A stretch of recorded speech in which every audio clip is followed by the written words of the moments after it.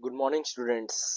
आज का हमारा टॉपिक है एट्थ सेंट्रल पे कमीशन। समझते हैं क्या होता है सेंट्रल पे कमीशन। देखिए, सेंट्रल गवर्नमेंट ने अभी ऑफिशियली अप्रूव कर रखा है टर्म्स ऑफ रेफरेंस। हम आगे समझते हैं टर्म्स ऑफ रेफरेंस क्या होता है फॉर द एट्थ सेंट्रल पे कमीशन, राइट। अब इससे क्या फर्क पड़ेगा गवर्नमेंट एम्प्लॉयज को, पेंशनर्स को और इकोनॉमी पे, राइट। सिंपली अभी समझते हैं पे कमीशन क्या होता है। देखिए, पे कमीशन को ऐसा समझिए कि आप लाइक जैसे कि वो एक सैलरी फिक्सिंग कमिटी है गवर्नमेंट एम्प्लॉयज के लिए, राइट। और ये हर एक 10 सालों में गवर्नमेंट नई पे कमीशन लाती है। इससे होता क्या है, इससे बेसिकली ये स्टडी करता है कि गवर्नमेंट एम्प्लॉय कैसे अर्न करते हैं, कितना अर्न करते हैं और कितना उनको अलाउंस पेंशन मिलना चाहिए, राइट।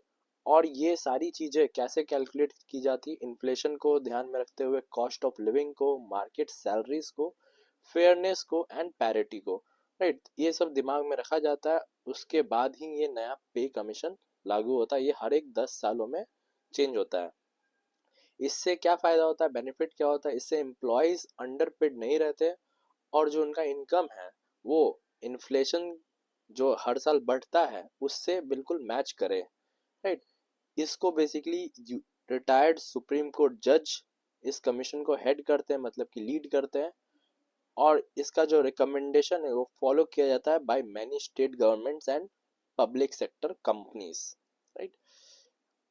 अब who will head the eighth pay commission. Eighth pay commission को कौन हेड करने वाला है, देखिए इसको चेयर करेंगे justice Ranjana Prakash Desai, a respected retired honourable supreme court जज, राइट। हमने जो स्टार्टिंग में बात करी थी टर्म्स ऑफ रेफरेंस की, क्या है टर्म्स ऑफ रेफरेंस, देखिए TOR is basically the instruction manual given by the government. एक बेसिकली इंस्ट्रक्शन मैनुअल है जो कि गवर्नमेंट के द्वारा दिया जाता है। ये कमीशन को बताता है कि क्या पढ़ना चाहिए, कि किस किस इश्यूज को इंक्लूड करना चाहिए, कौन सा टाइमलाइन फॉलो हो और कौन सा रिकमेंडेशन सबमिट करा जाए। बेसिकली एक ब्लूप्रिंट कह सकते हैं इस चीज को। अब एट पे कमीशन कितना टाइम लगेगा, कितना टाइम में उसको सबमिट करना पड़ेगा रिपोर्ट को, ये यूजुअली होता है 18 मंथ, लगभग 1.5 साल।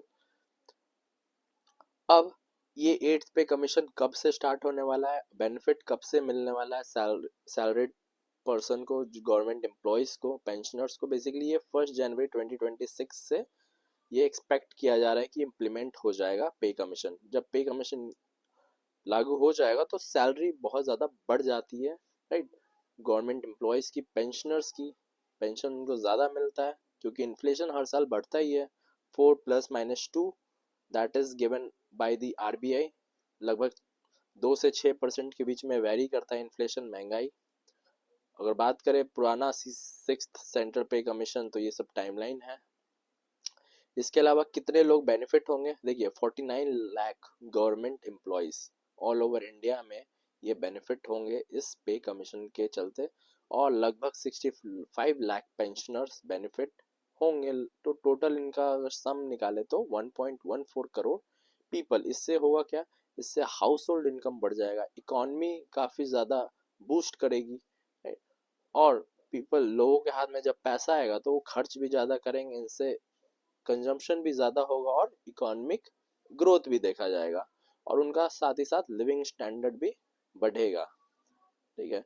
सेवेंथ पे commission justice A K Mathur ने इम्प्लीमेंट करवाया था, राइट, 2016 में। लगभग 10 सालों में ये चेंज होता है। So thank you so much for watching this video.